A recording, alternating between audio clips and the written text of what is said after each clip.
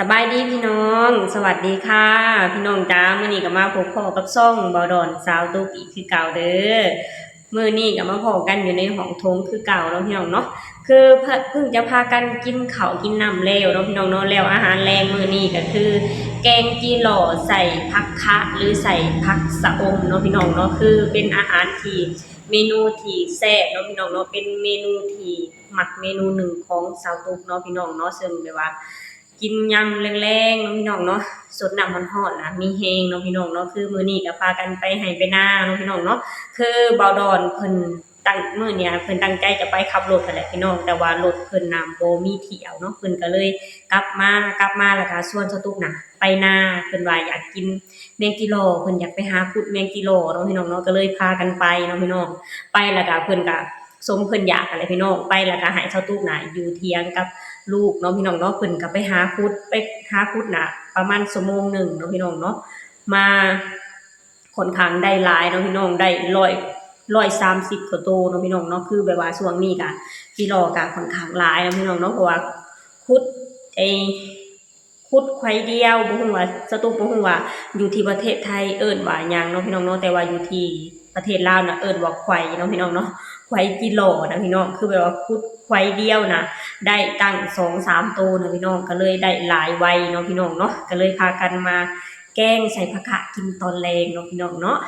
มาพี่น้องมามื้อนี้สตุกกะจะมาเว้าถึงน้องธิดาลาวศรีวิไลคือเก่าเนาะพี่น้องเนาะซึ่งน้องเองน่ะตอนนี้ก็กำลังดังกำลังเป็นดาวรุ่งพุ่งแรงเนาะพี่น้องเนาะซึ่งน้องเองได้รับโอกาสดีๆจากทางประเทศไทยเนาะพี่น้องเนาะได้มาสานฝันแล้วก็น้องเองก็ได้ร้องเพลงหอบฝันข้ามโขงเนาะพี่น้องเนาะเป็นบทเพลงที่ค่อนข้างดังแล้วก็เป็นบทเพลงที่ค่อนข้างกินใจเนาะพี่น้องเนาะและน้องเองก็ยังได้รับโอกาสดีๆจากทางผู้ใหญ่ใจดีทางฝั่งไทยหลายๆเรื่อง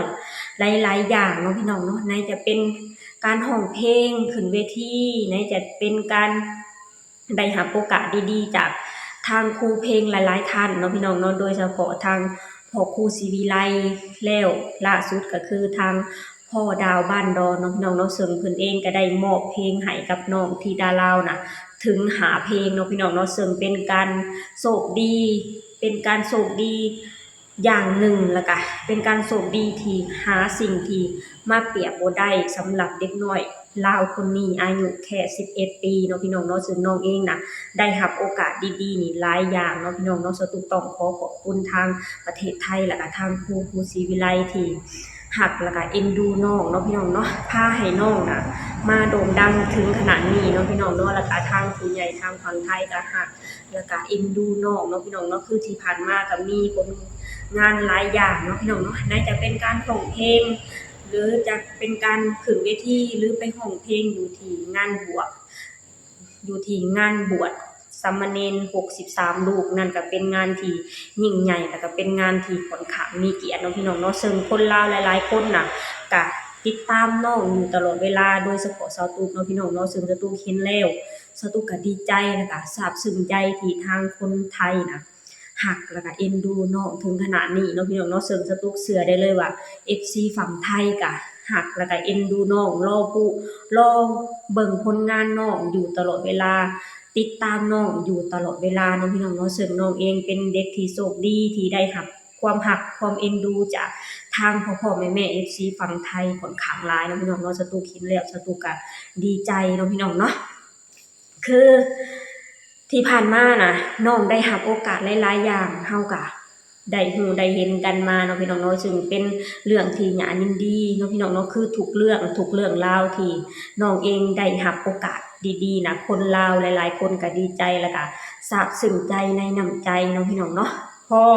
แล้วล่าสุดน่ะพี่น้องน้องยังได้รับโอกาสดีๆที่แสนสุดที่จะดีเนาะพี่น้องเนาะเป็นเรื่องที่น่ายินดีแล้วก็น่าภูมิใจอีกอย่างหนึ่งแล้วก็เป็นเรื่องที่แบบว่า สิ่งที่น่ายินดีของคนลาวหลายๆคนอีกแล้วเนาะพี่น้องเนาะซึ่งสตุกเองน่ะได้ไปเห็นโพสต์ของพ่อครูเนาะพี่น้องเพิ่นได้โพสต์ลงเกี่ยวกับน้องธิดาลาวเพิ่นบอกว่าน้องน่ะจะได้ไปที่ประเทศญี่ปุ่นเนาะพี่น้องเนาะมาพี่น้องเดี๋ยวสตุกจะอ่านให้พ่อแม่พี่น้องฟังไปนำกันเนาะพี่น้องเนาะนี่พี่น้องทางพ่อครูเพิ่นได้ เพิ่นได้โพสต์ลงเนาะพี่น้องเนาะฝึกบินระยะใกล้ฝึกการเดินทางและฝึกภาษาอังกฤษที่ดาลาวเตรียมติดตามพ่อครูแม่พึ่งไปญี่ปุ่นโซวัฒนธรรมไทยลาวว่าซั่นโอ้โหพี่น้องแฮงเป็นเรื่องที่น่ายินดีนะพี่น้องที่น้องเองนะจะได้รับโอกาสดีๆอีกแล้วเนาะพี่น้องโอ้ยดีใจนะพี่น้องดีใจที่น้องนะได้รับโอกาสดีๆอีกแล้วเป็นโอกาสดีที่แบบว่าเป็นโอกาสที่ยิ่งใหญ่สำหรับเด็กน้อยลาวคนนี้เนาะพี่น้องเนาะซึ่งน้องเองนะจะได้ไปเผยแพร่วัฒนธรรมไทยลาวเนาะพี่น้องเนาะกันอาจจะเป็นการร้องการรำเกี่ยวกับเนื้อเพลงที่น้องได้รับมาเนาะพี่น้องเนาะซึ่งเป็นการดีแล้วก็เป็นการดีสุดแล้วสำหรับเด็กน้อยลาวคนนี้เนาะพี่น้องซึ่งน้องเองนะจะได้ไปสู่โลกกว้างเนาะพี่น้องเนาะน้องเองนะมีโอกาสดีหลายๆอย่างมีโอกาสดีกว่าเด็กน้อยหลายๆคนเนาะพี่น้องเนาะซึ่งน้องเองก็น่าจะดีใจคือคนลาวที่ดีใจแล้วก็ภูมิใจในตัวน้องเนาะพี่น้องเนาะน้องเองก็คือสิดีใจขนาดพี่น้องที่ได้รับโอกาสดีๆแบบนี้เนาะพี่น้องเนาะได้ติดตามทางพ่อครูแม่พึ่งไปสู่โลกกว้างไปถึงประเทศญี่ปุ่นนะพี่น้องโอ้โหพี่น้องสตุกเห็นแล้วสตุกดีใจเนาะพี่น้องเนาะมาพี่น้องเดี๋ยวเฮากะมารอชมรอฟังเบิ่งเนาะพี่น้องเนาะว่าการไปประเทศญี่ปุ่นครั้งนี้นะน้องจะโชว์ความสามารถหยังแน่เนาะพี่น้องเนาะซึ่งสตุกเชื่อได้เลยว่า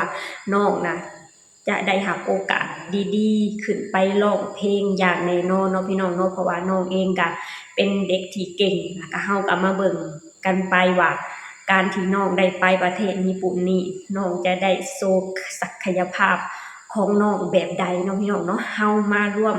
ส่งกำลังใจให้เด็กน้อยลาวคนนี้กันเนาะพี่น้องเนาะซึ่งจะตุกเชื่อได้เลยว่าน้องก็จะทำได้ออกมาอย่างดีบ่ต่างหยังกับร้องเพลงอยู่ที่ประเทศไทยอย่างแน่นอนเนาะพี่น้องเนาะเพราะว่าน้องเองก็มีครูดีอย่างพ่อครูศรีวิไลคอยอบรมสั่งสอนน้องเนาะพี่น้องเนาะซึ่งเพิ่นก็จะคอยดูแลน้องทุกฝีก้าวเนาะพี่น้องเนาะซึ่งเป็นการที่ดีเนาะพี่น้องเนาะสตุก็ต้องขอบคุณทางพ่อครูศรีวิไลและก็ทางแม่พึ่งเนาะที่รักและก็เอ็นดูเด็กน้อยลาวคนนี้เนาะพี่น้องเนาะมาพี่น้องเฮามาคอยเบิ่งน้องต่อไปเนาะว่าน้องจะไปโชว์หยังแหน่อยู่ที่ประเทศญี่ปุ่นเนาะพี่น้องเนาะเฮามาคอยให้กำลังใจเด็กน้อยลาวคนนี้ไปนำกันเด้อโอเคพี่น้องสำหรับคลิปนี้สตุกะจะขอจบลงเท่านี้ก่อนเนาะพี่น้องเนาะฝากให้พี่น้องช่วยกดไลค์กดแชร์กดติดตามให้ช่องบ่ดอนสาวตุ๊กหน่อยเด้อสบายดีสวัสดีค่ะ